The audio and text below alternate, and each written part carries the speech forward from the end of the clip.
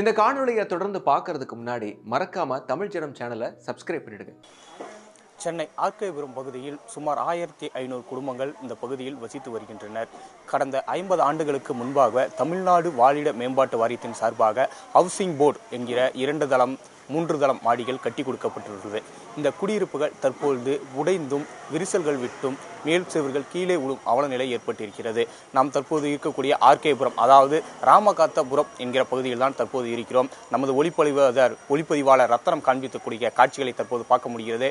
அதில் வீடுகள் அனைத்தும் சிதலம் அடைந்து உடைந்து விரிசல்களும் காணப்பட்டு வருகின்றது. இது குறித்து பொதுமக்கள் தெரிவிக்கையில், இந்த பகுதியில் கடந்த 50 ஆண்டுகளாக வசித்து வருகிறோம். இந்த பகுதியில் வீடுகள் அனைத்தும் சிதலம் அடைந்திருக்குது. இது குறித்து மாநகராட்சி அதிகாரிகளிடமும் இந்த உள்ளூர் அரசியல்வாதிகளிடம், அதாவது கவுன்சிலரிடமும் பலமுறை புகார் கொடுத்திருக்கிறோம். ஆனால் இந்த புகாரை அவர்கள் வாங்குவதோடு மட்டுமே இருக்கின்றார்கள். இதுக்கான நடவடிக்கைகள் எதுவும் எடுக்கப்படுவதில்லை என்ற குற்றச்சாட்டை அப்பகுதி மக்கள் தெரிவிக்கின்றனர். அதேபோல் கடந்த மழையின் போது கூட வெள்ளமானது வீட்டுக்குள் உள்ளே புகுந்து, அதாவது கழிவறைக்குள் இருந்து தண்ணீர்கள் வெளியே வருகிறது. அதனால் துர்நாற்றம் வீசுகிறது. குழந்தைகளுக்கு நோய் தொற்று பரவும் அபாயம் ஏற்பட்டது. பல குழந்தைகளை மருத்துவமனைக்கு எடுத்து சென்றோம். அங்கே பல்வேறு நோய்கள் வந்திருந்தது. தொடர்ந்து இதுமாரி அவலங்களை ஏற்படக்கூடிய இந்த வீடுகளை அனைத்தும் இடித்துவிட்டு புதிய வீடுகள் கட்டித்தர வேண்டும் என பலமுறை கோரிக்கை விடுத்திருக்கிறோம். ஆனால் இதுவரை எந்த ஒரு அரசும் செவிசாய்க்கவில்லை என்பதை பகுதி மக்களின் குற்றச்சாட்டாகவே இருக்கிறது. குறிப்பாக சொல்ல வேண்டுமென்றால் பல வீடுகளின் ஜன்னல் சுவர்கள் அனைத்தும் உடைந்திருக்கிறது. உள்ளே இருக்கக்கூடிய மேல்தளங்கள் அனைத்தும் உடைந்திருக்கிறது.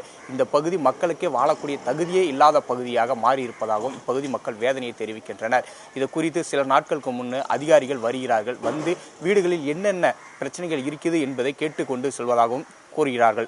ஆனால் அவர்கள் வந்து கேட்டு செல்வதோடு மட்டுமே இருக்கின்றார்கள். இதற்கான தீர்வு எதுவுமே காணப்படுவதில்லை. தொடர்ந்து நாங்கள் உயிர் அச்சத்துடனே இந்த பகுதியில் வாழக்கூடிய சூழ்நிலை ஏற்பட்டிருக்கிறது. தொடர்ந்து நாங்கள் வாழ்வதா சாவதா என்பது தெரியாமல் இந்த பகுதியில் வாழ்ந்து வருவதாகவும் இந்த ஆர்கேபுரம் மக்கள் தெரிவிக்கின்றனர். அதே போலதான் இந்த பகுதியில் இருக்கக்கூடிய கவுன்சிலர்கள், அது முக்கியமாக சொல்லப்போனால் திமுகவை சேர்ந்தவர்கள், இந்த பகுதியில் எந்த பிரச்சனை நடந்தாலும் அதுக்கு தீர்வு காண்போம் என்னும் வாய்மொழியாக மட்டுமே சொல்கிறார்கள்.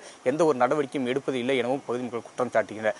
உடனடியாக சம்பந்தப்பட்ட அதிகாரிகள் இங்கே பார்வையிட்டு இந்த பகுதியில் இருக்கக்கூடிய அனைத்து பிரச்சனைகளுக்கும் தீர்வு காண வேண்டும் என தொடர்ந்து வலியுறுத்துவதோடு மட்டுமல்லாமல் உடனடியாக நடவடிக்கை என்பதை எடுக்க வேண்டும் என கோரிக்கை விடுத்துள்ளனர். தமிழ் ஜனம் செய்திகளுக்காக ஒளிப்பதிவாளர் ரத்தனமுடன் செய்தியாளர் வினோத். மேலும் இது போன்ற பல்வேறு சுவாரஸ்யமான தகவல்களை தெரிஞ்சுக்கிறதுக்கும் தமிழ் ஜனம் சேனலை மறக்காம சப்ஸ்கிரைப் பண்ணிக்கோங்க.